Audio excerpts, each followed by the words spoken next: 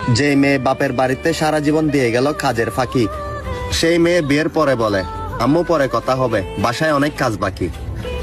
যে মেয়ে বাপের বাড়িতে অভিনয়ের জন্য শ্রেষ্ঠ, সেই মেয়ে এখন শাশুর বাড়িতে ঘর গুছাতে ব্যস্ত।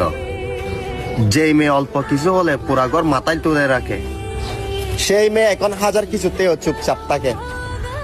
যেই নারী পছন্দ হওয়া প্রতিটা জিনিস না চাওয়ার আগে বাবার কাছে পায়, ওই নারী একটা সময় শুধুমাত্র একজন বিশ্বস্ত পুরুষের হাত চাই। যে মেয়ে বাপের বাড়িতে সারা জীবন দিয়ে গেল কাজের ফাঁকি, সেই মেয়ে বিয়ের পরে বলে আম্মু পরে কথা হবে, বাসায় অনেক কাজ বাকি। যে মেয়ে বাপের বাড়িতে অভিনয়ের জন্য শ্রেষ্ঠ, সেই মেয়ে এখন শাশুর বাড়িতে ঘর গুছাতে ব্যস্ত। যেই মেয়ে অল্প কিছু হলে পুরা ঘর মাথায় তুলে রাখে, সেই মেয়ে এখন হাজার কিছুতেও চুপচাপ থাকে। যেই নারী পছন্দ হওয়া প্রতিটা জিনিস না চাওয়ার আগে বাবার কাছে পায়, ওই নারী একটা সময় শুধুমাত্র